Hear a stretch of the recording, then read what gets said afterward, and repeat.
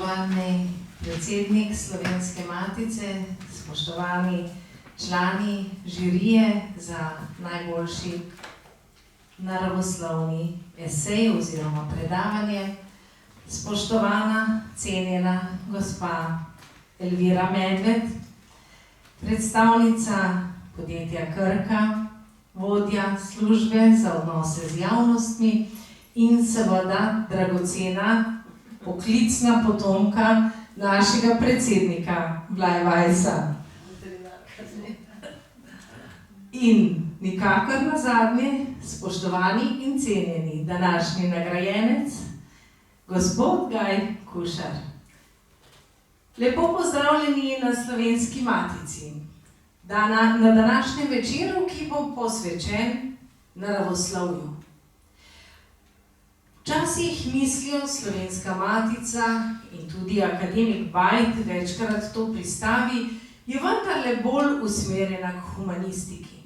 Pa si tega nikakor ne želimo in si vsekakor že od samih začetkov, pred 160 leti, prizadevamo za to, da bi Slovenska matica prav posebno pozornost posvetila tudi slovenski naravoslovnim znanostim in tudi tehniki. Nenazadnje je bila Slovenska matica ustanovljena prav z razlogom, kot piše v njenih ustanovnih pravilih, da krepi slovensko znanost, predvsem pa tudi slovenski jezik. Predstavimo se nazaj v čas izpred 160 let, ko nismo imeli učbenikov v slovenskem jeziku, niti slovenske znanstvene terminologije, saj je bil to čas, ko so vsi hodili študirati na Dunaj in seveda je zelo malo gradiva nastajalo takrat v slovenščini. In to je bila naloga Slovenske matice nekoč in danes. Tako je izdala učbenik kemije in podobne prispevke že v 19. stoletju. Posvetila se je slovenski geografiji, raziskovanju prostora, v katerem Slovenci živimo, in vse to delamo še danes. Rezultat vseh teh prizadevanj je naša dragocena zbirka slovenske pokrajine, ki jo izdajamo pri Slovenski matici. Nedavno je izšla Slovenska Istra. Pa seveda tudi zelo dragocen naravoslovno-tehniški odsek Slovenske matice, ki ga vodi profesor dr. Jernej Pavšič in ki redno prireja naravoslovna predavanja.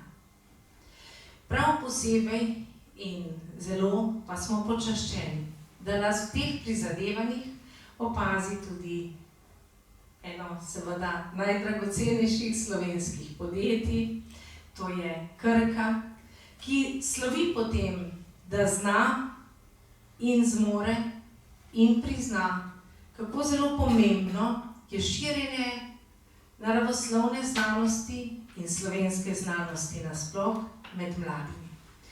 Zato je prav primeren trenutek, da povabim k besedi gospo Elviro Medved, da spregovori nekaj o seveda svojih pogledih in pogledih podjetja Krka na to našo naravoslovno dejavnost, na pomen slovenske naravoslovne znanosti in seveda tudi na to dragocenost, ki jo nagrajujejo s svojimi nagradami tudi sami, kako širiti naravoslovno znanost med mladimi. Izvolite, beseda je vaša. Hvala lepa za te lepe besede in to lepo predstavitev. Počaščena sem, da sem potomka dr. Blajvajsa, seveda, sem veterinarka po poklicu. Razmišljala sem, kaj naj vam tokrat povem, ker ni dolgo, ker sem bila tukaj na matici oziroma na dogodku Poletna matica pod zvezdami. Bom začela s tem, pa ne prosim to vzeti kot neko hvalisanje. Danes je Krka, moje podjetje, objavilo poslovne rezultate in prodaja za prvih 9 mesecev seveda in prodaja znaša 1,340 milijonov in pol. To je 8% več, kot je bilo v enakem obdobju lanskega leta. Dobiček znaša 320,3 milijona evrov, kar je največ do sedaj v enakem obdobju. Dobiček ima še vedno negativno konotacijo. Profit, drugo besedo imenujemo dobiček, ampak dobiček moraš imeti, če se hočeš razvijati. Kajti mi moramo slediti svetovnim trendom v zdravilih in zaradi tega moramo nenehno vlagati v raziskave in razvoj.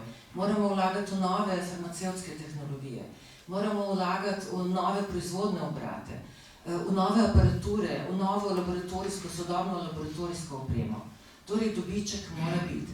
In ta dobiček, če ga imaš, lahko potem tudi deliš z drugimi, si lahko družbeno odgovoren. In Krka na letnem nivoju namenja 0,20% za sponzorstva in donacije, za pomoč drugim. To se sliši malo, ampak če vemo, da je letna prodaja Krke milijardo in nekaj več kot 700 milijonov evrov, potem 0,20% znaša nekaj več 10 milijonov evrov. In tukaj mi predvsem podpiramo mlade, razvoj in razvijanje njihovih talentov, podpiramo neprofitne organizacije, profitnih sploh ne, in podpiramo tiste, ki imajo neke dolgoročne projekte. Se pravi, neko tradicijo, neko stalnost, da vidimo, kako se bodo razvijali potem tudi v prihodnje. In zato ni naključje, da mi podpiramo, sem jaz danes tukaj, da ste me povabili, še enkrat hvala lepa, in da podpiramo tudi najstarejšo slovensko kulturno-znanstveno ustanovo, to je Slovenska matica. Moram reči, da smo mi lani podprli nekje 460 različnih ustanov, društev, organizacij. Ne moremo se odzvati na povabilo vseh teh, bom rekla, ne vem, če to so terminologi rekli, sponzorirancev, če je to lepa beseda, slovenska vredno je kakšen ustrezen izraz, kak drug, ampak z veseljem vedno pridem na Slovensko matico, ker od tukaj nikoli ne odidem ravnodušna. Vedno odidem v svoje podjetje in domov, razmišljajoč o temah, ki ste jih predstavili, o katerih govorite na okroglih mizah in tudi sicer, in s tem bogatite ne samo mene, ampak ves naš ta slovenski kulturni prostor, in to je pomembno tudi za obstoj slovenskega naroda, seveda, kot takega. Danes se že veselim, seveda iskreno čestitam Galu Kušarju, letošnjemu nagrajencu oziroma zmagovalcu natečaja Naraven človek. Človek je od nekdaj povezan z naravo in to je izredno lepa tema. In pa seveda Aristotel in te začetki biologije, kajti vemo, da je bil Aristotel prvi že nekih 300 let pred našim štetjem, ki je znal sistematično opazovati naravo in živa bitja in jih je kot prvi tudi klasificiral. In njegova teorija, da ima vsako živo bitje neko notranje načelo, ki določa njegovo vedenje, njegova dejanja, je veljala vse tja do 18. stoletja. Seveda se je v marsičem motil, ampak bil je zadnji filozof in prvi biolog v Evropi. To zagotovo drži. Da ne bom predolga, iskreno čestitam zmagovalcu, iskreno čestitam ustvarjalcem zbornika, Zgodovina naravoslovja in tehnike, ki bo očuvalo to našo dediščino, ki je prav tako pomembna za obstoj slovenskega naroda. In naj končam pa z Aristotelovo mislijo, ker je ravno tema Aristotel. Smo to, kar počnemo. In odličnost niso dejanja, ampak je navada. In naj bo to navada tudi Slovenski matici. Hvala lepa še enkrat in iskrene čestitke.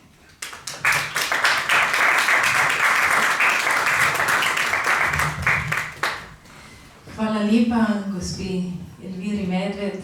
Moram priznati, da gostiti njo tukaj pri nas je vedno zelo prijetno. Njeni govori so prav tako izjemno navdihujoči, tako za nas kot za mlade. In hvala tudi, da ste poudarili pomen slovenstva in slovenske znanosti in tudi slovenskega gospodarstva, kar nosi seveda Slovenska matica tudi v svojem imenu. Naj povem, da sem pred leti prebrala članek, v katerem je pisalo, kako je pred prodajo tujim lastnikom bil Lek veliko večje podjetje od Krke in kako je imel bistveno večji dobiček od nje. In če danes primerjamo, je ta primerjava tako rekoč neverjetna. Krka je presegla kar nekajkrat. To vam pravzaprav pove vse.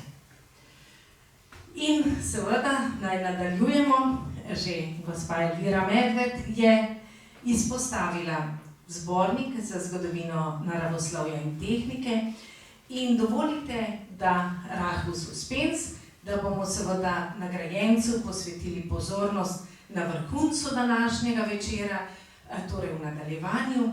Zdaj pa vabim, da najprej predstavimo matičarji, kako gledamo na znanost in naravoslovje mi. Leta 1971 je izšel prvi zbornik za zgodovino naravoslovja in tehnike. Ravno z namenom, ki je bil danes že naveden, da ohranjamo zgodovino tudi slovenske znanosti, da se je spominjamo, da seveda na nek način počastimo tudi naše, bi rekla, znanstvene očete, na katerih nenazadnje tudi sodobna slovenska znanost temelji.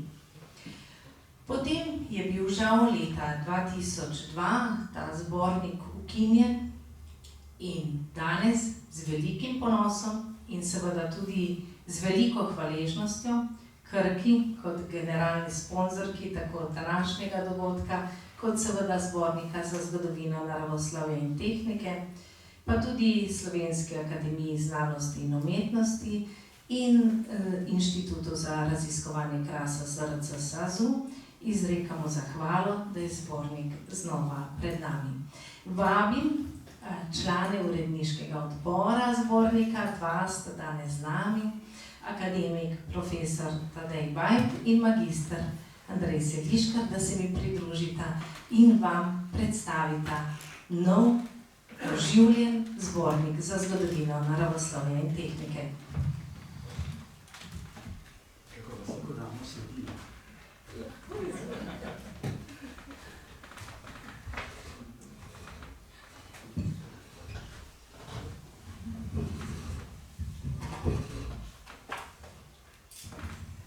Torej, kot sem že omenila, smo nedavno na tiskovni konferenci predstavili oživljen 17. zvezek zbornika za zgodovino naravoslovja in tehnike.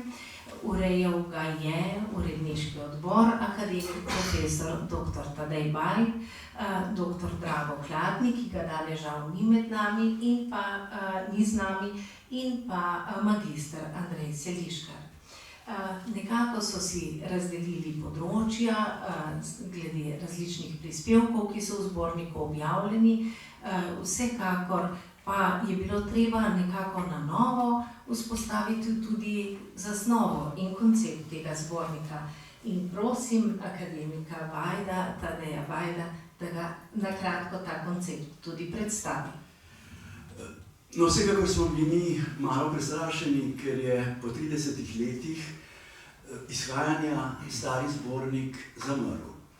Zbornik sploh ni bil slab, ampak njihov koncept je bil takšen, da so izbrali med slovenskimi tehniki in naravoslovci tiste, ki se posebej zanimajo za zgodovino. Skušali so pisati čim bolj poglobljene članke, čim daljše članke, veliko so brskali po arhivih, posvečali so se starim slovenskim raziskovalcem, predvsem v 19. stoletju, pa posegali seveda tudi nazaj do Valvazorja. In ta koncept je potem leta 2002 nekako zamrl, češ in ob 150-letnici v zborniku je kolega Anko zapisal, da enostavno ni bilo več zanimanja za ta zbornik. Torej, kaj storiti? Mi smo koncept spremenili. Zbornik vidite, da je bolj ljubezniv kot tisti zborniki, ki jih imate tam. Že same platnice, ki niso trde, po svoje se približajo bralcu je precej manjši, prispevki so krajši in so poljudno znanstveni. Ne trudimo se, tisti, ki pisci se nikakor ne trudijo, da bi bili zgodovinarji, so pričevalci predvsem tega, kar se je dogajalo v prejšnjem stoletju. V 20. stoletju je bila ustanovljena univerza v Ljubljani, malo nekaj kasneje univerza v Mariboru, ustanovljeni so inštituti, Štefanov, kemijski in predvsem so se začenala nova področja. In to je tista karta, na katero igramo, se pravi zgodovina področij. In tukaj imate recimo zgodovino mikroelektronike od začetka do danes, zgodovino patofiziologije od začetka do danes. In take članke si predvsem obetamo tudi v bodoče. No, ena stvar, ki se mi zdi pa tudi važna, glede na to, kar ste vi povedali, je pa terminologija. Matica je skrbela za terminologijo pred 160 leti, tudi jaz kot elektrotehnik, dve pomembni knjigi elektrotehniški sta šla, ena o telegrafiji, obe sta napisali, ena o elektrotehniki, obe sta napisali Šubica. En Šubic je bil v Gradcu, profesor fizike, najprej v Budimpešti, drugi Šubic je bil pa tukaj na Aškerčevi, te šole, obrtna šola, mislim, da je bila takrat, je bil direktor. In bistvo teh knjig ni, da bi nam ne vem kaj pomenile danes, ampak začetek terminologije je bil to. Danes smo pa pod velikimi udarci pravzaprav od kolegov, predvsem slovenistov, da vse pišemo v angleščini. Ampak tako bo in bomo pisali v angleščini. Prvič, nimamo revij. Mi, naravoslovci in tehniki, objavljamo v nešteto različnih revij. V Sloveniji imamo z področja, s katerega smo, kvečemo eno samo revijo. Recimo pri nas Elektrotehniški vestnik. Jaz pa objavljam sam, recimo v desetine različnih revij. Potem, če bi objavljal v slovenščini, bi pravzaprav članek objavil samo za tiste kolege, ki so z mano v laboratoriju. Noben drug tega ne bi bral. Ampak velika žalost bi pa bila, če bi terminologija nenadoma zamrla. 150 let jo gojimo, zdaj ta nevarnost resnično obstaja. Ni, da bi rekel, zdaj pa je slovenščina evropsko priznana in ni nobene skrbi. Skrb vsekakor je, ampak tak zbornik je vsekakor ena od možnosti, da terminologijo ohranjamo naprej. Druge so seveda mogoče še močnejša, so slovenski učbeniki, knjige, razne monografije o slovenskih znanstvenikih. To so stvari, ki nam bodo terminologijo ohranjali, moramo pa paziti na njo. Hvala lepa akademiku, profesorju dr. Tadeju Bajdu za to predstavitev. Seveda pa morda se nakratko dotaknemo tudi tem, ki jih zbornik obravnava. No, predstavil bom nekaj tem, ki se nanašajo predvsem na naravoslovje. Pa grem kar po vrsti, kot so prispevki v zborniku predstavljeni. Prvi je prispevek Slavka Polaka o zgodovinskem pregledu speleobioloških raziskav na Slovenskem. Pri tem bi želel poudariti, da je kolega Polak relativno mlad avtor, kar pomeni, da se tudi mlajši ljudje zanimajo imajo pozitiven odnos do zgodovine. V članku predstavi začne z odkritjem človeške ribice in pa hrošča drobnovratnika. To je človeško ribico je omenjal že Valvazor. Pravo raziskovanje jamskih živali pa se je začelo kasneje. In ravno ta hrošč drobnovratnik je povzročil pravo euforijo med zoologi v Evropi, ki so začeli hoditi v Postojnsko jamo in na ta način odkrivali nove in nove jamske živali. V začetku so bili to predvsem tujci, šele kasneje so se pridružili tudi slovenski avtorji in prispevali veliko k poznavanju jamske favne. Danes seveda je to znanje izredno obsežno in avtor tudi ponazarja, kako je ta razvoj šel, omenja vse posameznike, ki so prispevali, in na koncu tudi pogled v prihodnost z novimi metodami določanja, z gensko analizo, kako določajo lahko in razlikujejo živali. Pri tem omenja tudi, da človeška ribica ima v tem dinarskem gozdstvu kar nekaj manjših vrst, da ni enotna, kot je bilo mišljeno do zdaj. V drugem prispevku se Alenka Malej in Jadran Faganeli, bivša sodelavca Morske biološke postaje v Piranu, govorita o naravoslovnih raziskavah morja v Sloveniji v 20. stoletju.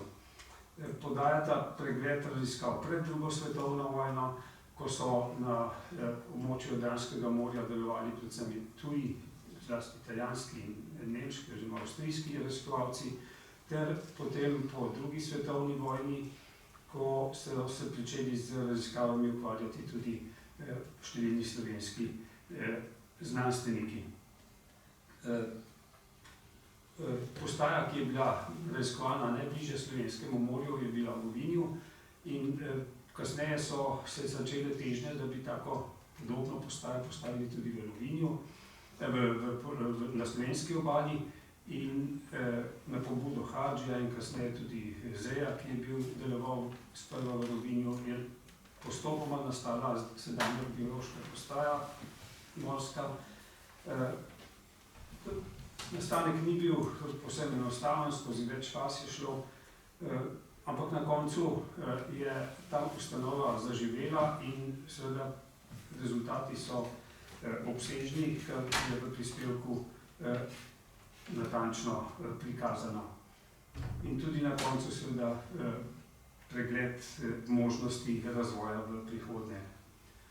V prispevku o geografskem je pa prikazan razvoj biogeografije v Sloveniji. Biogeografija je deloma, lahko rečemo, veda, ki jo proučuje biologija, vendar seveda glede na to, da je geografija tudi v tem izrazu, je to tudi del geografske stroke. V prispevku Blaž Repe opisuje, kakšen je bil razvoj te stroke v Sloveniji. Kot osrednji avtor je bil dr. Lovrenčak, ki se je praktično vso svojo kariero službeno ukvarjal z biogeografijo, napisal tudi učbenik. Kasneje pa so se pridružili tem raziskavam tudi mlajši avtorji, tako da je nastala res celovit pregled te biogeografske stroke v geografiji. Članek o sodelovanju s kitajskimi krasoslovci so pripravili kolegi iz Inštituta za raziskovanje krasa iz Postojne. In sicer je to tema, ki so jo skupaj s kitajskimi kolegi obravnavali vrsto let. Članek je napisal Martin Knez skupaj z avtorji Natašo Ravbar, Tadejem Slabetom in dvema kitajskima kolegama, Janhua Hao in pa Hong Lui. Opisujejo ta kraški svet na Kitajskem, ki je verjetno mnogim znan z fotografij, o teh kraških gozdovih, kamnitih gozdovih na Kitajskem. Kolegi iz inštituta so sodelovali s Kitajci tudi pri drugih projektih, recimo pri iskanju vodnih virov za letališče na Kitajskem, tako da je bila to izmenjava izredno živahna. Opisujejo pa različne tipe teh gozdov na Kitajskem. Opremljenja prispevek tudi z lepimi fotografijami, ki ponazarjajo te kamnite gozdove. Naslednji naravoslovni prispevek pa je iz zgodovine geoloških kart slovenskega ozemlja, nastajanja geološke karte slovenskega ozemlja. To je bil projekt, ki se je začel po drugi svetovni vojni v okviru prejšnje države Jugoslavije in so bile vključene vse republike oziroma vsi takrat delujoči geologi na tem področju. Začelo se je z ustanovitvijo društva geologov, ki je prevzelo potem vlogo pri kartiranju. Karta, ki je nastala, je bila izdelana v merilu 1:100.000, čeprav so na terenu kartirali tudi v bolj podrobnih merilih, celo 1:25.000. Ta karta je bila namenjena osnovnemu pregledu geološke zgradbe v Jugoslaviji.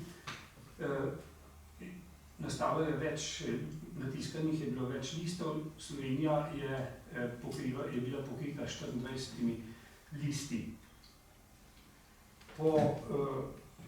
Zaključena je bila leta 1968, naknadno pa je nastala potem še ena celovita karta v merilu 1:250.000, kjer so bile odpravljene tudi napake, ki so se pojavile pri nastajanju kartu 1:100.000, ker robovi niso bili usklajeni, glede na to, da so kartirali geološko karto različni avtorji.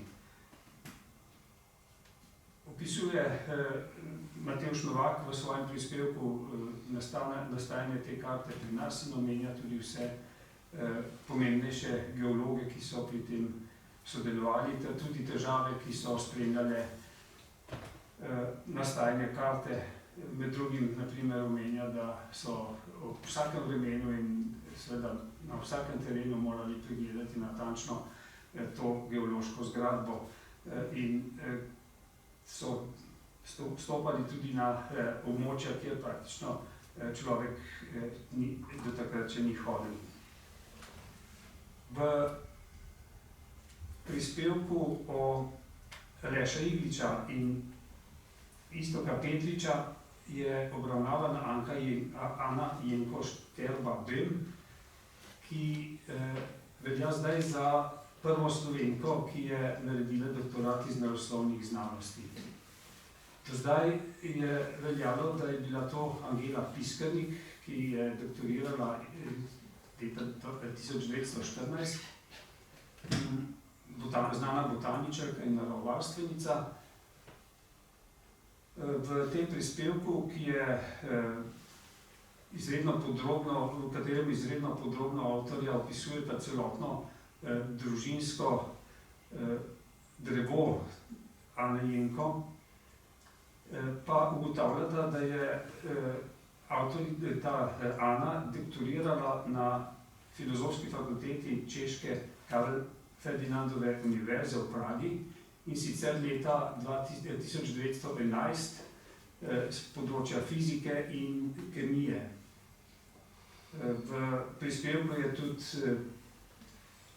dokument z potrdilom o tem doktoratu, tako da je to nekaj novega, predvsem za nas naravoslovce, čeprav pomen Angele Piskernik s tem ni prav nič zmanjšan.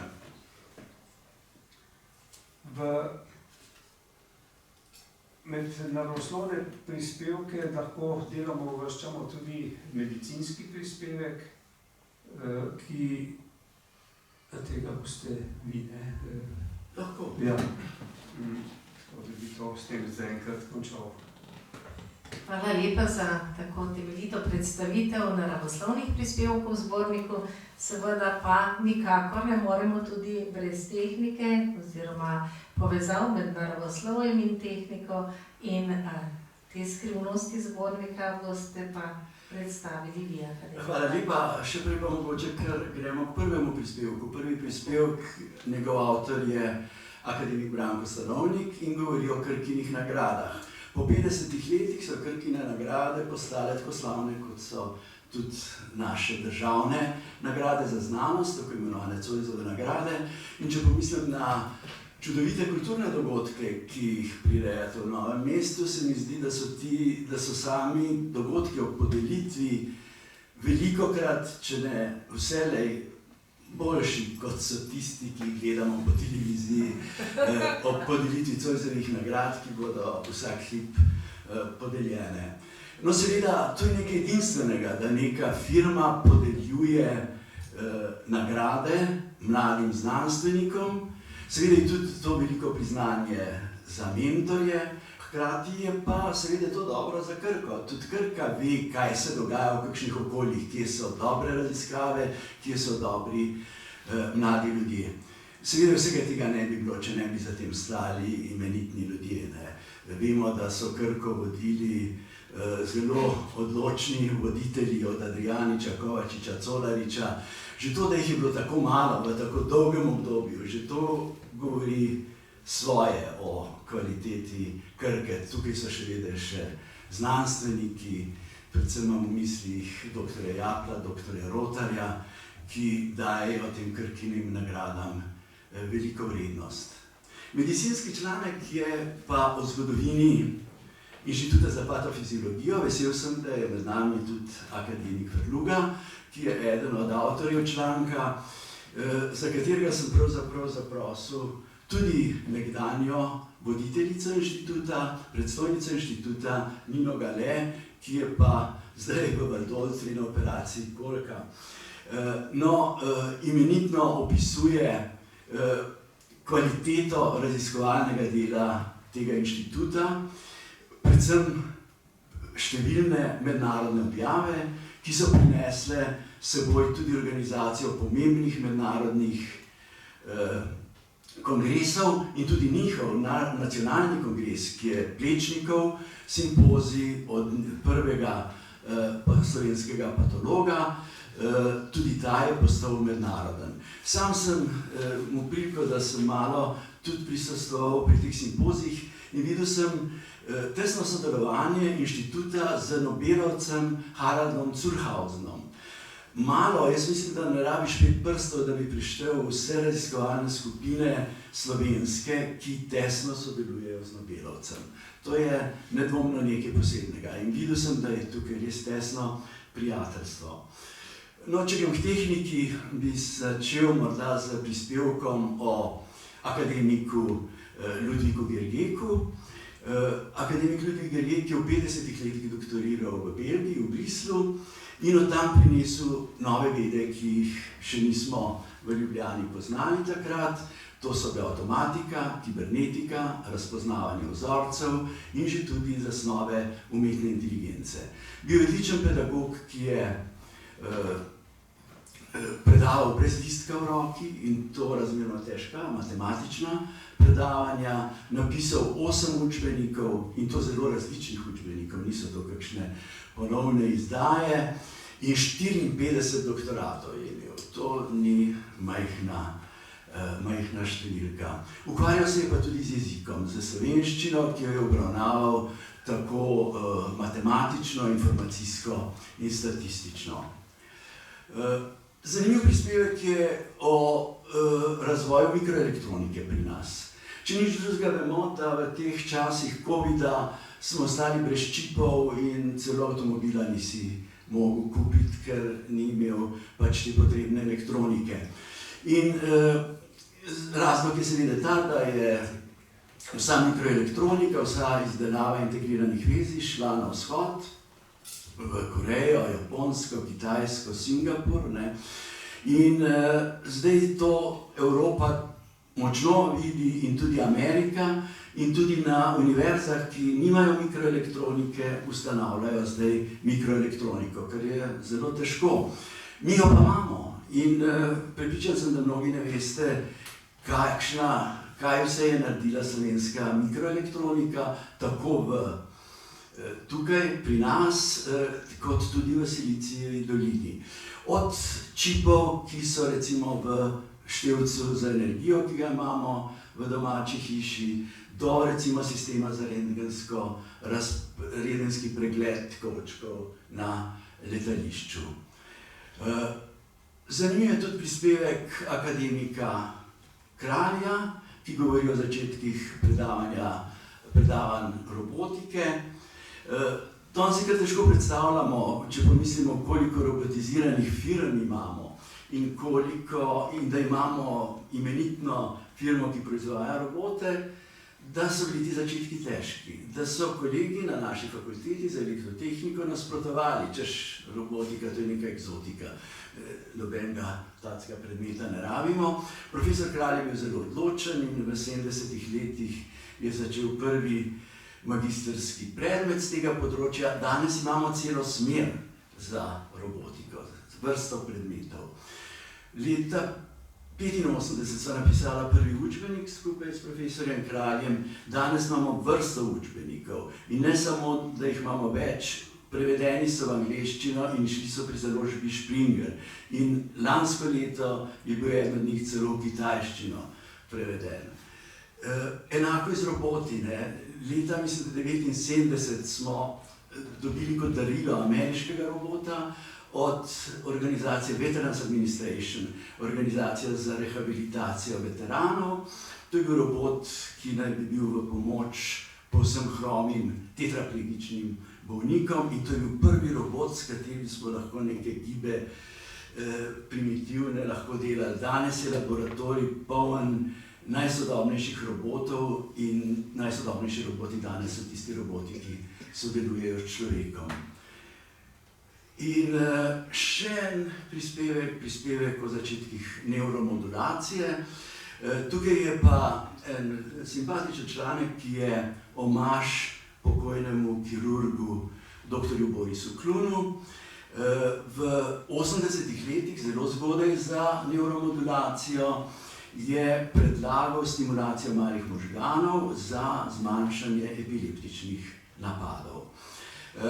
No, tudi on je imel težave, tudi tukaj vem, da Avo Zupančič je ta prvič zavrnil ta predlog, no, ampak potem je dr. Boris Klun znal dokazati, da ni tukaj nič neetičnega, nič takega poskušanja, ki bi lahko vodilo v karkoli slabega in ta implantacije so bile izvedene. Članek je napisal inženir, dr. Primož Strojnik, in seveda kot inženir na lep, poljuden način razlaga, kaj je takšen implant sploh je, kar pa ni nič posebnega. Implant je v bistvu radijski detektor, ki je v epoksidni smoli, tako da je biokompatibilen in dr. Boris Klun ga je ustavil na trdo možgansko ovojnico 9 bolnikom. Rezultati so na kratko tudi razloženi.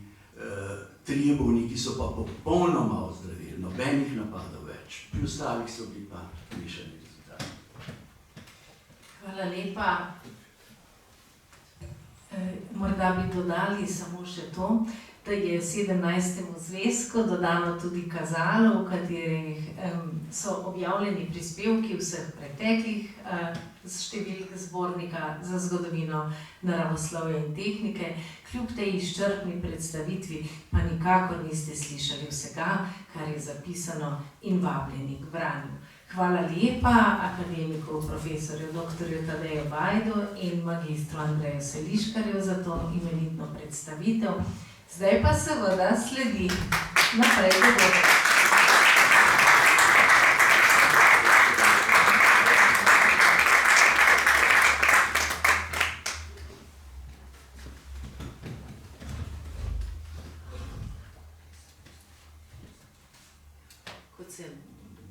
Kot sem že omenila, pa bomo seveda osrednji del današnje slovesnosti in današnjega dogodka posvetili današnjemu nagrajencu. Slovenska matica je 4. februarja v počastitev svoje 159-letnice objavila razpis za najboljše naravoslovno predavanje s širokim naslovom Narava in človek. Tako posebno kategorijo za dijake kot za študente. Medtem je Slovenska matica se že uveljavila svojim razpisom in natečajem za najboljši filozofski esej, ki ga zdaj že nekaj let ob podpori Krke uspešno podeljujemo.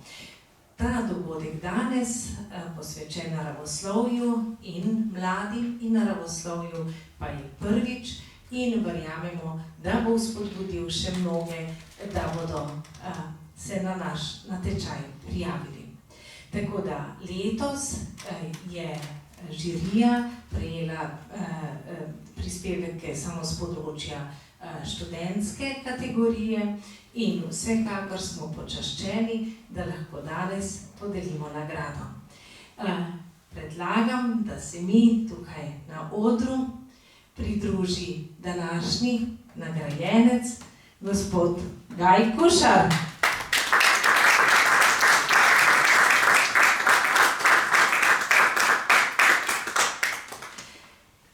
In seveda bo nagrado podelila naša predsednik Slovenske matice in pa seveda tudi naša strokovna žirija. Dovolite pa, da predtem preberem tudi utemeljitev. Slovenska matica v počastitev svoje 159-letnice v soorganizaciji s Prirodoslovnim društvom Slovenije podeljuje na natečaju za dijake in študente s temo Narava in človek nagrado za prvo mesto v kategoriji študentov za najboljše naravoslovno predavanje z naslovom Aristotel in začetek biologije. Aristotel je znan predvsem po svojih filozofskih razglabljanjih in tudi po širokem zanimanju za astronomijo, fiziko in tudi biologijo. Avtor v svojem predavanju odkriva njegov pomen tudi kot začetnika naravoslovnega razmišljanja. V 7. stoletju pred našim štetjem se je začela rojevati misel o prostoru, ki nas obdaja, in o njegovem živem svetu, ki so ga razlagali kot nekakšno božje stvarjenje. V prispevku je prikazan Aristotel, ki je v 4. stoletju pred našim štetjem pristopil k zaznavanju narave bolj stvarno in sistematično. Predvsem se je ukvarjal z biologijo, zagovarjal je sistematiko naravoslovnih znanosti, kjer so vsa dejstva v neki logični povezavi. Izrazil je nestrinjanje s Platonom. Vse pojave v naravi je razlagal kot med seboj odvisne sisteme, epistemologijo navajal kot ključno pri razlagi naravnih zakonitosti. Avtor omenja kar nekaj Aristotelovih besedil in esejev o naravi, med katerimi je najobsežnejša raziskava o živalih, ki navaja kar 500 različnih živalskih vrst in njihove opise, vključno z anatomijo. Aristotelove ugotovitve izhajajo iz opazovanja pretežno morskih živali, ki jih je preučeval ob daljšem bivanju na Lesbosu. V nagrajenem predavanju avtor ugotavlja, zakaj je bilo Aristotelovo delo pozneje pozabljeno. Opozarja na njegove številne napake pri opisih in nesistematično delo. Zmotno je bilo tudi njegovo prepričanje, kot trdi avtor prispevka, da živali nastajajo kar spontano, na primer iz blata. Vrednost njegovih dognanj pa je, da je postavil temelje proučevanja ved o življenju, na katerih so pozneje gradili sistematsko biologijo. Avtor je v svojem predavanju poudaril pomen Aristotela kot začetnika biološke misli in sveta okoli nas. Sistematično je nanizal dejstva iz dostopne literature, ki jih je tudi slikovno opremil v svoji predstavitvi. Pomembno je, da mladi razmišljajo tudi o zgodovinskih začetkih naravoslovne znanosti in se zavedajo, da se ni vse začelo z uvedbo molekularne genetike in virtualnega sveta. Strokovna komisija, profesor dr. Jernej Pavšič, predsednik, akademik profesor dr. Matija Gogala, član, in profesor dr. Zvezdan Pirtušek, član, zdaj pa vse člane komisije in predsednika Slovenske matice, dr. Aleša Gabriča, vabim, da podelijo nagrado.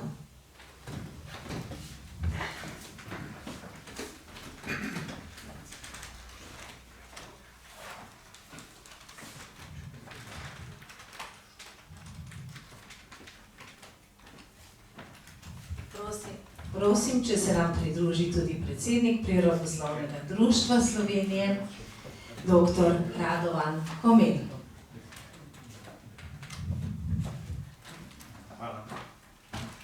naš oder je nekoliko majhen, zato tudi nisem mogla prej povabiti vseh na oder.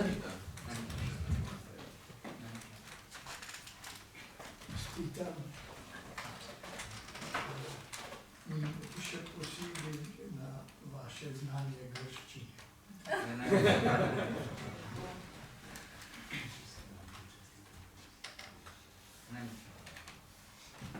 Kar prosim, da stopite, kar izvolite še vi.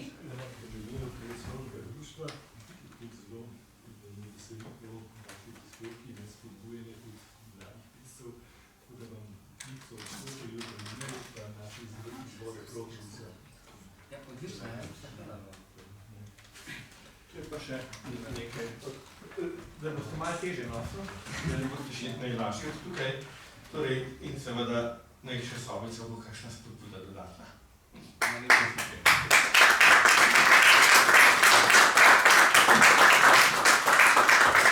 Zdaj pa predlagam, da se vsi skupaj izberete tukaj pred našimi čudovitimi portreti in v družbi Blajvajsa in vseh ostalih, kar izvolite vsi. Ja, naredite še eno skupinsko fotografijo.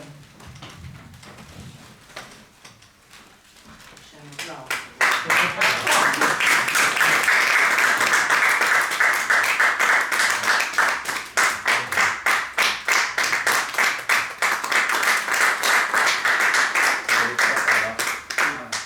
Vabim še gospo Elviro, če se tudi ona še lahko pridruži, prosim, za en posnetek. Ta bo uradna. Zraven nagrajenca sem počaščena. Mogoče po zakonu službeno beleženje časa, ker ste v uradnem dobu. Nov zakon ne velja. Pridite še.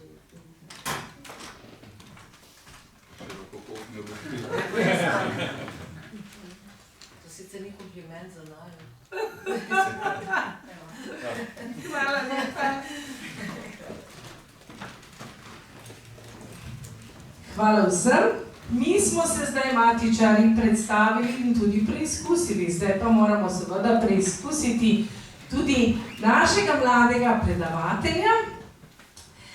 Načrtno nismo predhodno pripravljali projektorja in vsega ostalega, zato da smo lahko se nagrado podelili v tej imenitni družbi nekdanjih matičnih predsednikov in učenjakov, tako da nekaj trenutkov bo še trajalo in potem se bo predavanje začelo.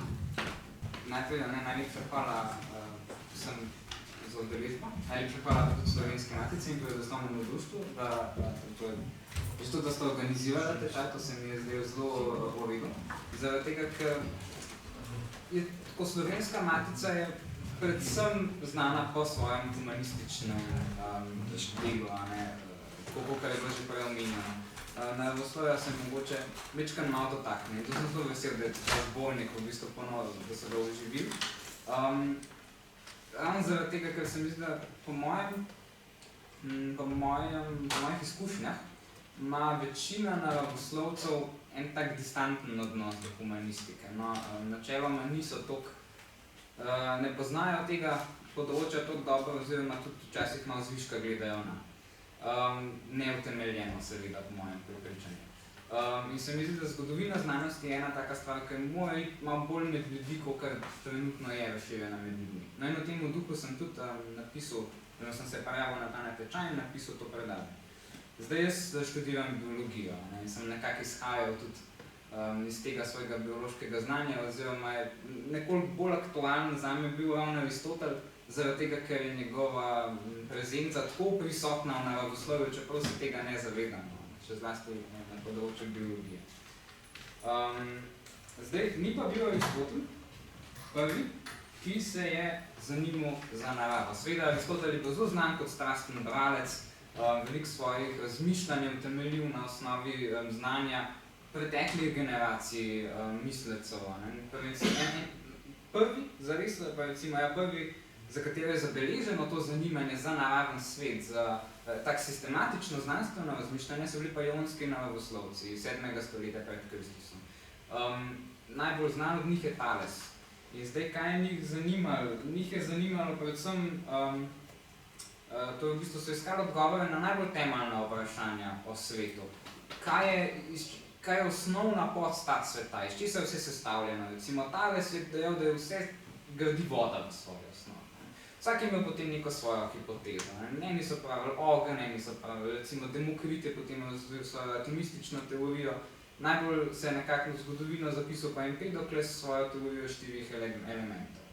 No, ena zelo pomembna stvar, mogoče najbolj pomembna stvar, ko so te ionski naravoslovci pa tudi storili, je pa ta, da so začeli pisati v prozi.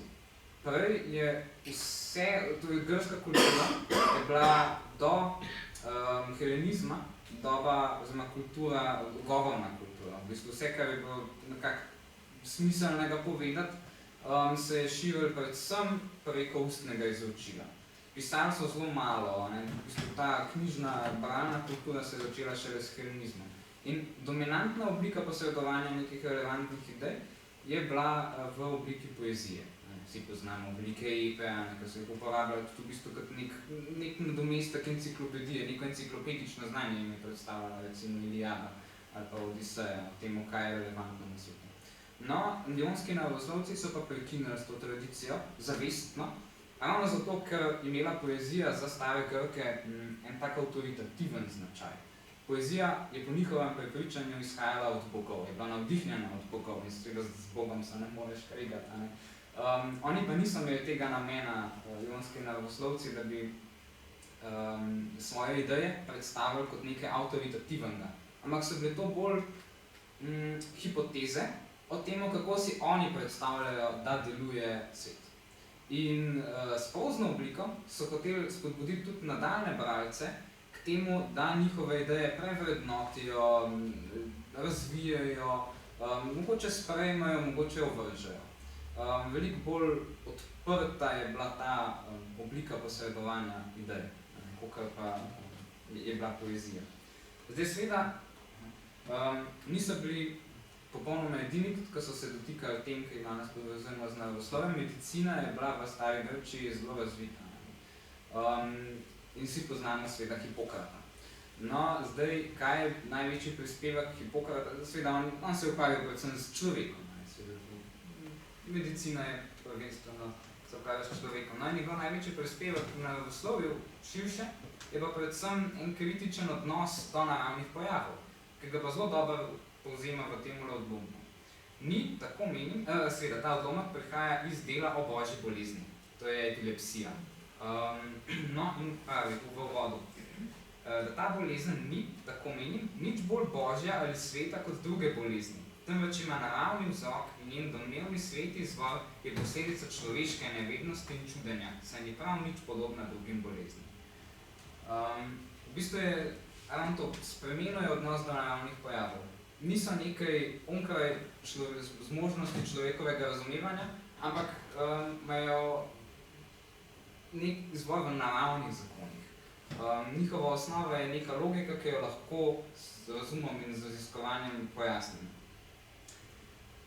No in na vsem tem, na vsej tej tradiciji je Aristotel tudi gradil.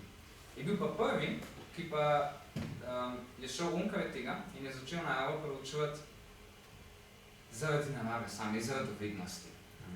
Aristotel svojo metafiziko začne z zelo slavno izjavo, v naravi vsakega človeka je, da želi vedeti.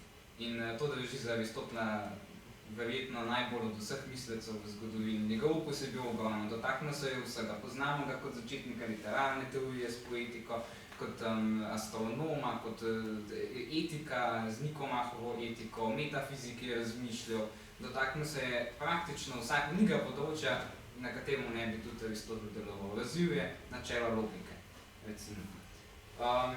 No, eden od večjih vplivov, seveda vsi vemo, da je bil Aristotel Platonov učenec, in čeprav je prihajal iz Stagire, rojen je bil v Stagiri, to je v bistvu nek kraj blizu današnjega Soluna, je v bistvu že zelo zgodaj bil poslan v Atene na Platonovo akademijo, kjer se je pri Platonu izobraževal 20 let. Tam je seveda od Platona sprejel veliko nekih idej, ki so zaznamovali tudi njegove razmisleke o znanosti. Ena je, da so vse znanosti v svojem bistvu povezane. Zdaj, kaj je s tem mišljeno? Ne glede na to, ali raziskujemo, recimo, analiziramo poezijo, ali pa astronomijo, ali pa etiko, ali pa druge naravoslovne vede, vedno je osnoven princip raziskovanja enak. V tem so vse svoje znanosti so v bistvu enake. Ne moremo reči, da je literarna teorija, ki je manj znanost, kot pa recimo preučevanje biologije. Zato, ker je osnovna ideja zadaj enak. Potem, da je osnovni princip vsakega raziskovanja je logičnost vede. Zdaj, Aristotel je bil na logiko seveda zelo ponosen, zato ker je bilo tudi nekako najbolj... On je sebe štel za izumitelja logike, je bil prvi, ki je formalno kodificiral ta pravila v svojem delu o logiki in tudi v uvodu v to delo, o temu pravi, da to pa nima, da veliko njegovih del je imel že nekako druge mislece, ki so se s tem zelo podobno ukvarjali, ampak logika je bila pa res njegova. Potem Platonova teorija idej. Vsi poznamo Platonovo teorijo idej in Aristotel se z njo ni strinjal. Določeni raziskovalci se ukvarjajo z Aristotelom, pravijo, da verjetno tudi niti ni čisto razumel, kaj je Platon hotel s tem povedati in je zaradi tega to goreče potem iskal tudi teorijo, ki bi nekako konkurirala Platonovi teoriji idej. No in to svojo idejo ontologije, tega, v bistvu kaj, Platon je seveda imel svet idej in potem vse, kar vidimo mi na našem svetu, je samo nek popačen odraz tega, kar je v tem idealnem svetu idej. Aristotel je svojo, v bistvu Platon je gradil svojo idejo zgoraj navzdol. Aristotel je pa potem ravno obratno postavljal spodaj navzgor, če tako poenostavim. Potem je tudi hotel pojasniti, kaj je sploh cilj tega raziskovanja, v bistvu česarkoli. Sicer, da je to iskanje razlag in vzrokov. Mi nekaj vemo, šele takrat, ko to znamo razložiti in pojasniti, zakaj je tako. Če samo znamo opisati pojav, s tem še nismo pa daleč prišli. V bistvu to je že en korak k temu, kar je danes največja moč znanosti, je ta napoved. Ko znamo nekaj razložiti, lahko potem to uporabimo tudi zato, da napovemo nek drug dogodek. No in še peta stvar, ki jo je nekako po Platonu povzel, ker tudi Platon je zelo močno zagovarjal, je pa, da je epistemologija zelo pomembna. Mi se moramo zavedati, kako vemo, kaj vemo. Ne samo kaj vemo, pa kako deluje recimo, ne vem, fiziologija človeka ali pa kakšnega drugega organizma. In moramo tudi vedeti, s kakšnimi metodami smo mi do tega prišli, kakšen razmislek, da se pa pripeljal do tega. Smo mogoče bili kaj pristranski pri temu. No, to se danes vedno bolj v znanosti, nekako, kar jaz opažam, pojavlja. Eno zavedanje, da je zelo veliko enega raziskovanja, ki smo ga imeli prej za zelo objektivnega, zelo obremenjenega z pristranskostjo, ki se mogoče niti ne zavedamo. Je pomembno, že recimo, kakšnem okolju je odraščal mogoče tisti raziskovalec, ki to dela. Bo pozoril na mogoče malo drugačne stvari, kot kakšen drug raziskovalec. In Aristotel je to nekako zelo poudaril. No, ko je Platon umrl, je seveda na vodstvo akademije zazevala praznina, ki pa jo je seveda zelo hitro zapolnil Platonov nečak Speusipp. Zdaj ta nečak ni imel nekih filozofskih odlik, mogoče takšnih, da bi si jih zgodovina zapomnila, večina ljudi niti ni slišala za njega. No in to je po eni teoriji Aristotela precej razjezil, oziroma se Aristotel s tem ni najbolj strinjal, ker je seveda dojemal sebe kot intelektualnega naslednika Platona in se je zato umaknil iz Aten in je nekaj časa potoval po Grčiji. Druga hipoteza, zakaj je zapustil Atene v tistem času, je pa ta, da so se takrat v bistvu že se ena taka proti-makedonska nagnjenost v Atenah začela pojavljati zaradi imperialističnih teženj Filipa Makedonskega. No, ampak ne glede na to, zakaj je zapustil Atene, to ga je pripeljal na otok Lesbos. Tam je spoznal zelo pomembno osebo tudi za zgodovino biologije, to je Teofrast, oziroma nekateri viri bolj pravijo, da je da ga je Teofrast povabil tja, sta se že odprej poznala in je zato prišel na Lesbos. No, Teofrast in Aristotel sta na koncu skupaj na Lesbosu začela s proučevanjem narave. in sta preporočevala sistematično. V bistvu je tako izgledalo, kakor da bi nekako izgledalo, kakor da sta si razdelila naravo na pol. In je Aristotel rekel, v redu, jaz bom preučeval živali, ti pa obdelaj rastline. In na ta način v bistvu se je rodila biologija. In Aristotela so si zapomnili kakor očeta zoologije, Teofrast pa kakor očeta botanike.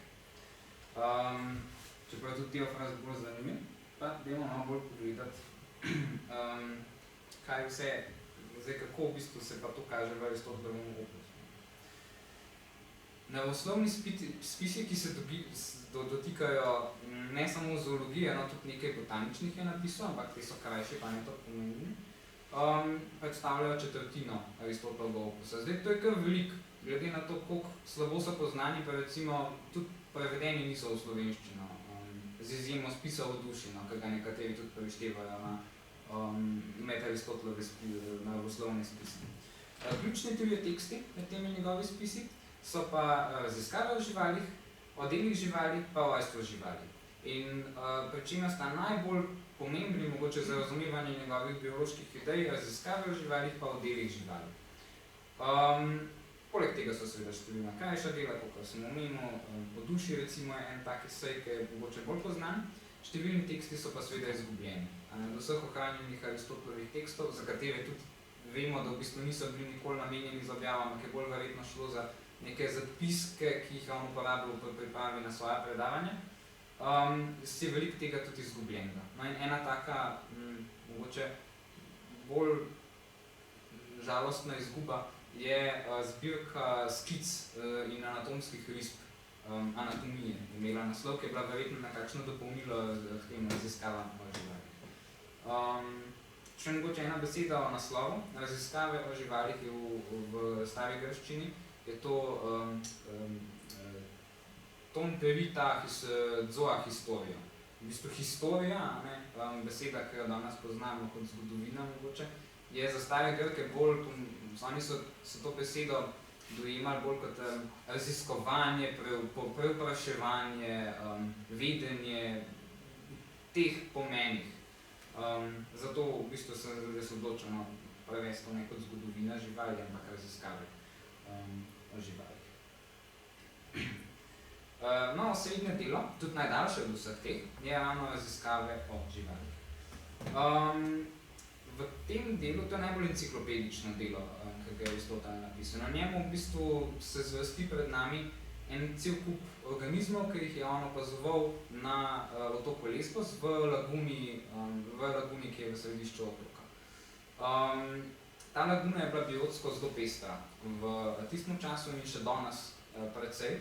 In mogoče ni to presenetljivo, da je ravno tam dobil ta navdih, da se začne ukvarjati z naravoslovjem. V tem delu predstavi več kot 500 vrst živali, predstavi vse njihovo anatomijo, fiziologijo, ekologijo, etologijo, razmnoževanje, posebnosti, tudi veliko enih zgodbic v bistvu pove o teh živalih, ki jih je slišal recimo od ribičev.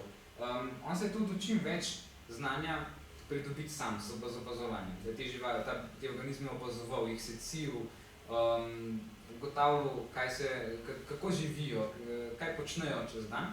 Zelo velike informacije pa dobil tudi od recimo drugih profilov, ki so bili v stiku mogoče z organizmi, recimo ribiči, lovci. Te dve skupini sta nekako največkrat omenjeni, pa tudi drugi, trgovci recimo, ki so imeli s tem stiku. No in v bistvu zelo veliko zapisov, to je presenetljivo pa njegovih naravoslovnih delih, je, da so tako aktualni. Velikokrat, ko beremo, ali pa recimo so veliko tekstov z področja biologije, recimo starejših, recimo srednjega veka ali pa že iz 17. stoletja, so zelo neaktualni, zelo taki, ko jih bereš, vidiš, da so polni napak, pa mogoče predsodkov. Ko Aristotelovi nimajo tazga občutka. Če ne bi vedeli, da so bili napisani več kot 2000 let nazaj, dobiš že skoraj vtis, da je to nekaj čisto sodobnega, da je to en sodoben pisec. On je te tekste tudi organiziral po nekem čisto sodobnem principu. Recimo, ko primerja različne organske sisteme, oziroma te živali, svoje pisanje v njih zvrsti po organskih sistemih, kar je zelo sodoben pristop. Če vzamemo nek učbenik za zoologijo nevretenčajev, recimo, ali pa fiziologijo, je to točen tak princip po organskih sistemih, pa primerjalna anatomija, primerjalna fiziologija. No in recimo, ene takih spoznanj, ki so bila, velikih je bilo v srednjem veku pozabljenih, pa so bila pa na novo odkrita, pa se ugotovili, se je tudi Aristotel že o tem nekaj vedel, je recimo to, da kiti in delfini niso ribe.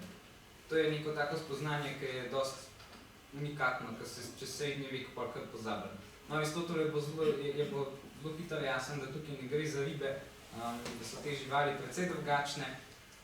Ni pa seveda tudi še razmišljal, da ni poznal filogenije, sodobne pa evolucije, ni čist jih mogel pa povezati tudi s sesalci. Rekel, saj so blizu sesalcem, ampak še vedno so toliko drugačni, da jih dajmo v svojo skupino.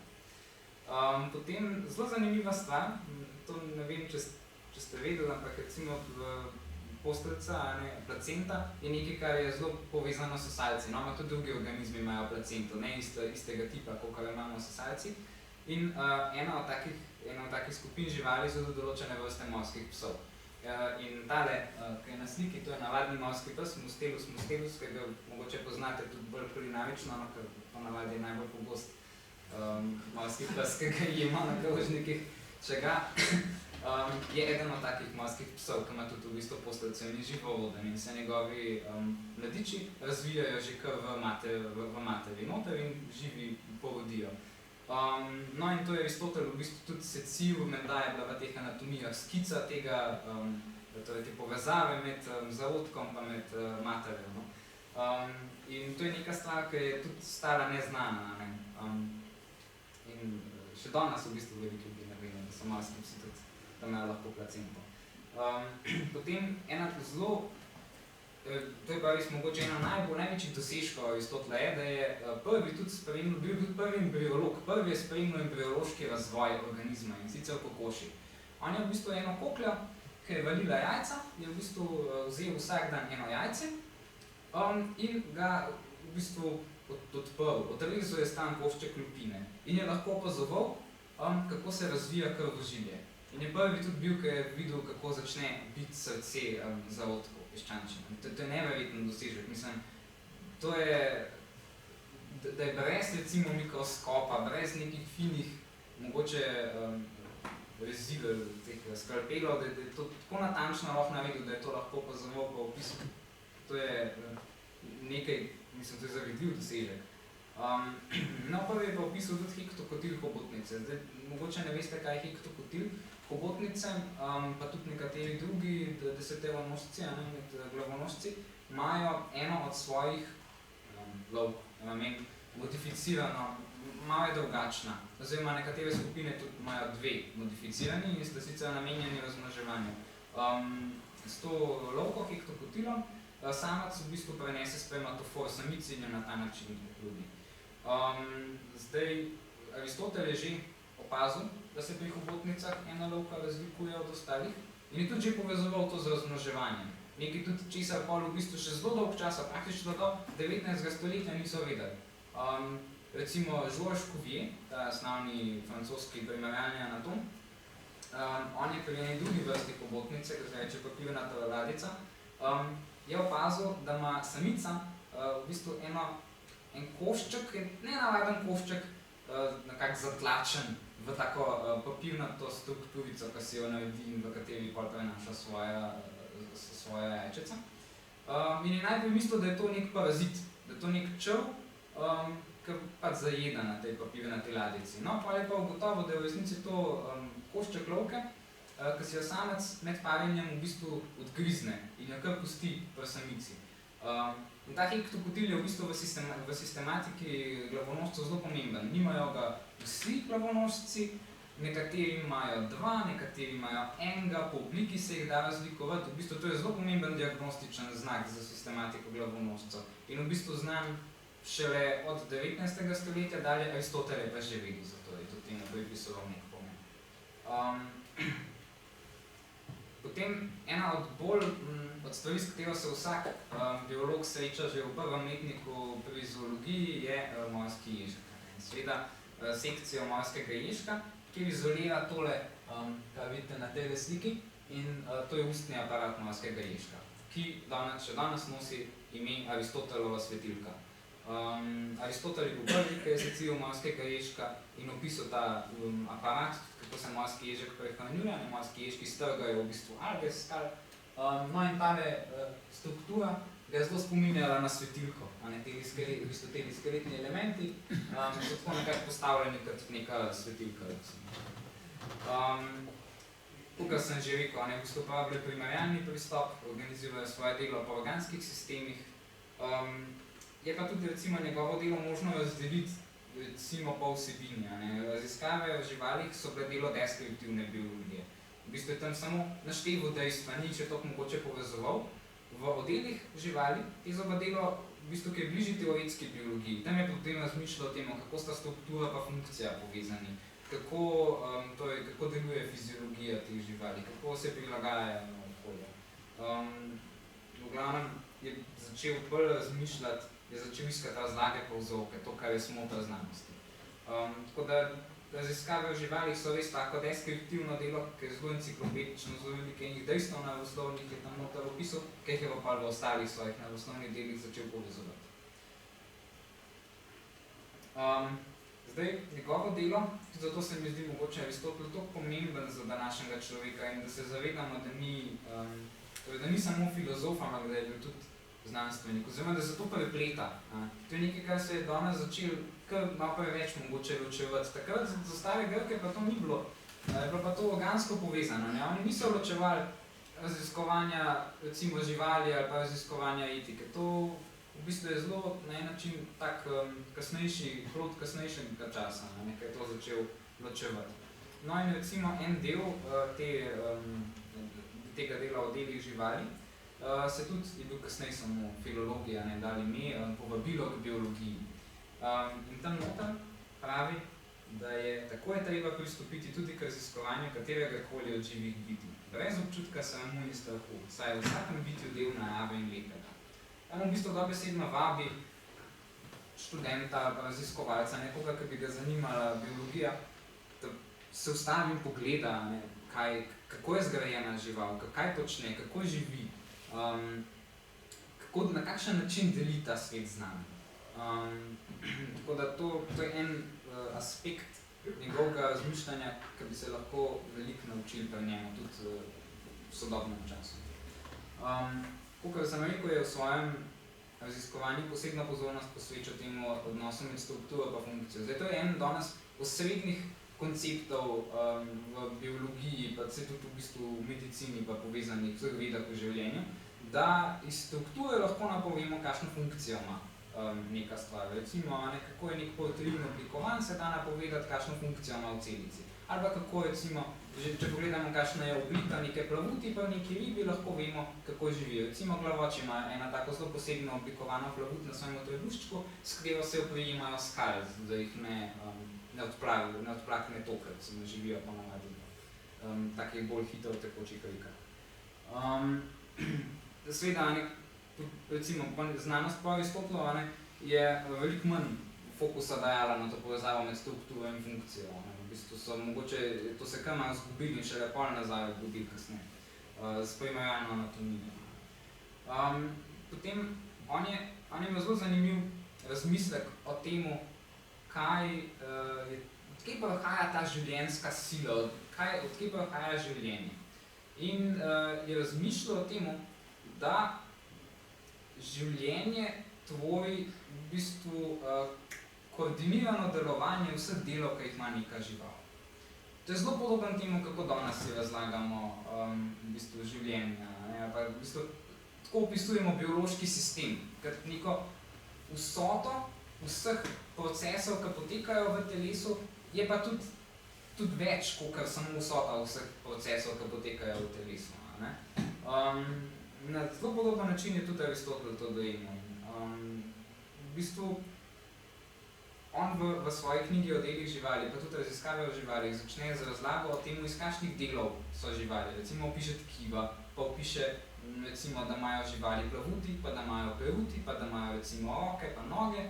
In potem je vsaka žival je pa nekakšna unikatna kombinacija vseh teh lastnosti. In v bistvu je obliko živali določa samo zapovedje ali pa način, kako so te različni osnovni elementi povezani med sabo.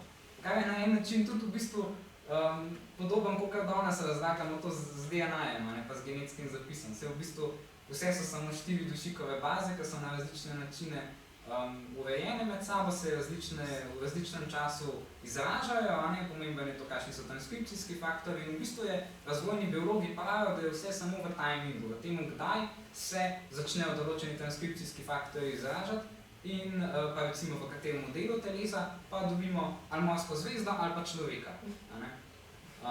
Tako, zelo zanimiva stvar, v bistvu, da je že samo z opazovanjem, pa sploh brez vodij molekularne biologije, ki jih imamo danes, da je prišel po svoji ideji, da se on ni vedel, da DNA obstaja. Ampak je razmišljanje o tem, kako so živali strukturirane, je prišel pa že zelo blizu temu, k čemu smo se danes zvedeli.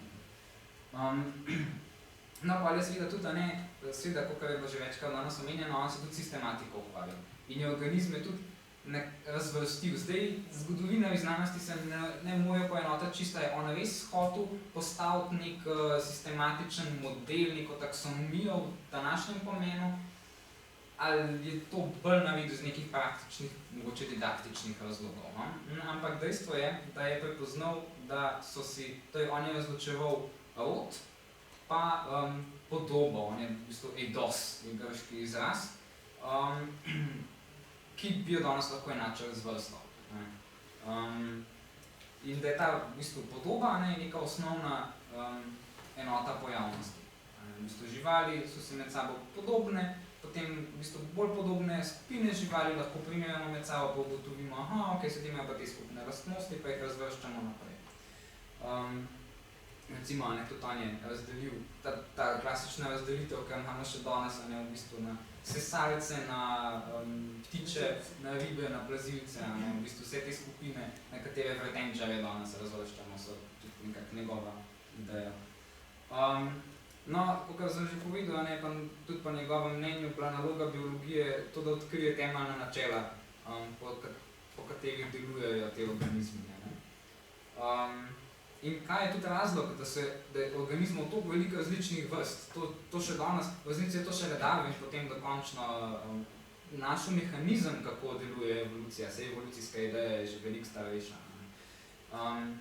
Ampak ja, že Aristotel je tudi nekako začel razmišljati o tem, kje bi lahko bil vzrok za to variacijo, zakaj je, recimo, imamo različne dele telesne, ki se potem povezujejo v različne telesne načrte.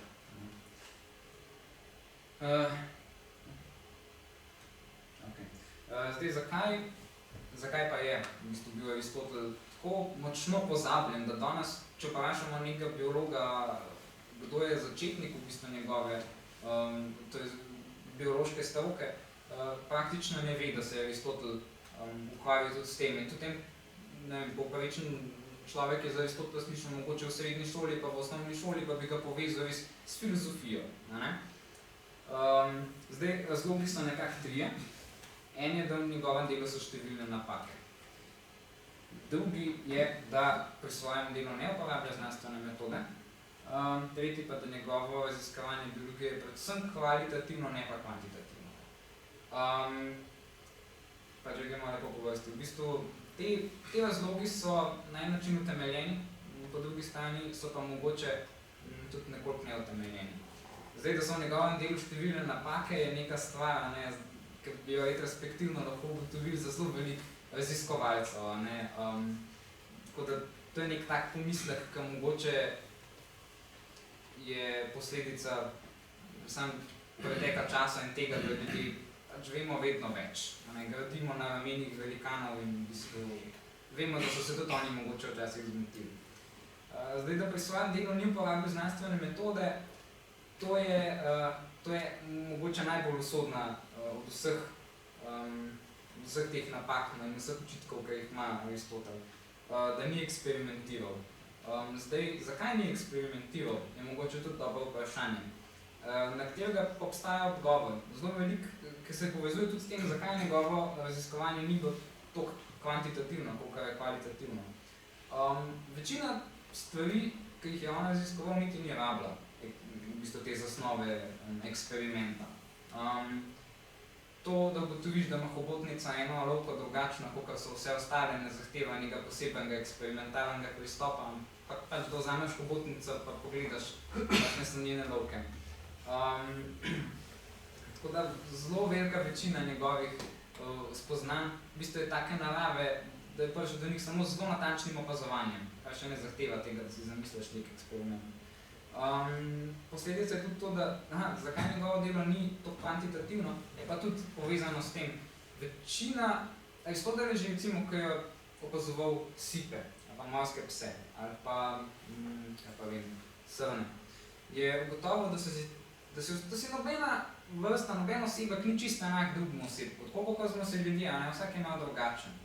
In se mu niti ni zdelo to pomembno, da bi kvantitativno, ne vem, izmeril, pa bi rekel, hobotnica je dolga 60 cm, pa ne vem, obseg njene glave, kaj je zdaj, 10 cm.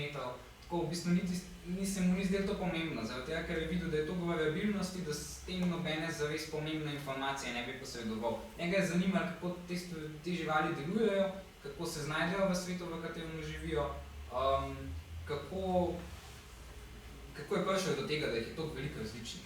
Ta v bistvu kvantitativnost, merjenje, ugotavljanje tega, to je nekaj, kar je mogoče nam danes zelo pomembno, zato ker smo toliko navajeni sploh v osnovnih znanostih, da je nekako vsaka raziskava mora biti kvantitativna, nekaj moraš zmeriti, nekaj moraš potem statistično analizirati. Da v bistvu zelo velikokrat pozabimo, da se tudi že sam z opazovanjem da kar dosti daleč prideti. Tako da ja. Je pa bila ta pomanjkanje znanstvene metode eksperimentov zelo ključna in usodna napaka, zaradi tega, ker njegova ideja je bila tudi ideja spontane generacije. On je opazoval in je ugotovil, da nekatere živali se poližejo žive, nekatere se izližejo iz jajc. Nekatere pa niso imele čisto jasnega izvora, vsaj takrat recimo ni bilo možno tega ugotoviti. In en takih primerov je bila jegulja. Jegulja si je bila zelo trd oreh za biologijo zelo dolgo časa. V bistvu mislim, da vse do 19. stoletja ali pa še kasnejš. Namreč vse evropske jegulje se potujejo razmnoževati v Sargaško morje, v Atlantik. Aristotel seveda ni mogel do Sargaškega morja. In iz njegove in iz perspektive tudi v bistvu Evropejcev tistega časa so jegulje samo v neki točki v letu enostavno zginile in jih ni bilo več. In naslednje leto, zdaj danes vemo, da ličinke v bistvu potem z Zalivskim tokom, Severnoatlantskim tokom, pridejo na sever Evrope, pa potem potujejo nazaj v bistvu proti Sredozemskemu morju. Ampak z njihove perspektive je to izgledalo, kot da so te odrasle jegulje v bistvu prišle iz nič. So kar iz blata pa vlezle, namreč jegulje se tudi zelo velikokrat v bistvu zakopavajo v blato. In še ena stvar, ko je on scil jegulje, je ugotovil, da te jegulje nimajo razviti gonad. V bistvu pa nek spolni aparat ni bil razvit, zato ker seveda tiste jegulje, ki so bile v Evropi, še niso spolno dozorele, zato ker v bistvu spolno dozorijo, ko pridejo v Sargaško morje. In žival, ki nima razmnoževalnih organov in za katero ni bil znan niti en primer mladega osebka, mora priti iz nikera. In tak je bil njegov sklep. Podoben sklep je naredil tudi recimo za muhe, da spontano nastanejo na gnilem mesu, ne vem, da ni v glavnem veliko živali, ampak ta dva sta najbolj nekako mogoče taka poznana. In to je tisto, kar je pa res zamajalo vero v Aristotelovo neoporečnost. Namreč, ko so začeli ugotavljati veliko kasneje, da spontana generacija ni, mislim, da je to Pasteur je bil tisti, ki je v bistvu naredil ta eksperiment, ki je v bistvu dokazal, da ne more, ni bil Pasteur, en drug je bil. No, v glavnem so ugotovili, da to ni res in takrat je pa nekako poznavanje Aristotelove znanosti kar zelo zatonilo pozabo. Drug problem je bil pa tudi ta, da Aristotel je bil paradni konj skolastike.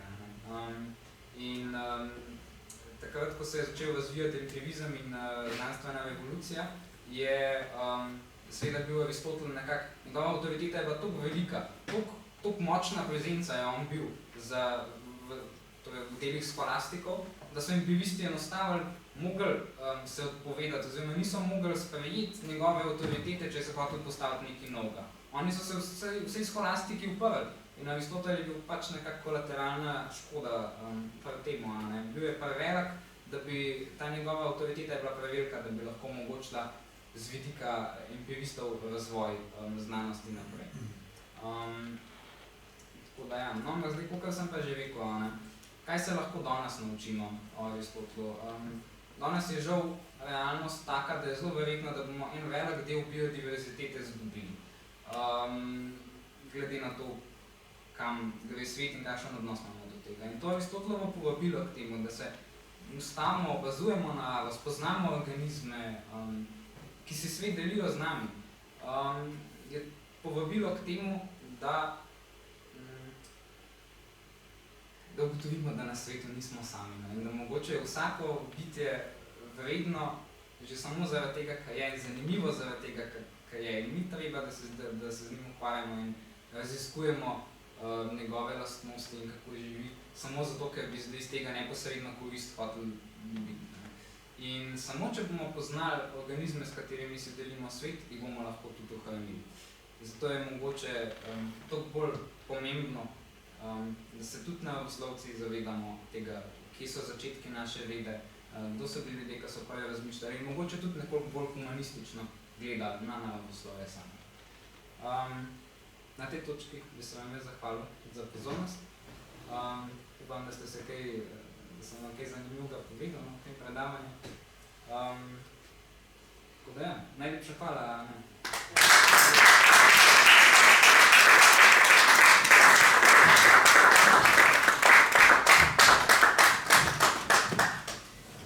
Hvala Gaju Kušarju za to res imenitno predavanje. Prepričana sem, da se strinjamo in da smo lahko zelo veseli te odločitve naše žirije, priznanja, ki ste ga prejeli, predvsem pa dejstva, da bo imel Zbornik za zgodovino, naravoslovje in tehnike nedvomno zelo v prihodnosti perspektivnega pisca, pa tudi seveda matica svojega uglednega člana, v kar ne dvomim. Tudi kot filozofinja lahko povem, da je zelo inspirativno tudi vaše zelo zanimivo razmerjenje med Platonom in Aristotelom in seveda tudi hvala vam, ker ste opozorili na povezavo na filozofske temelje v sleherne evropske znanosti, ki se jih pogosto premalo zavedamo.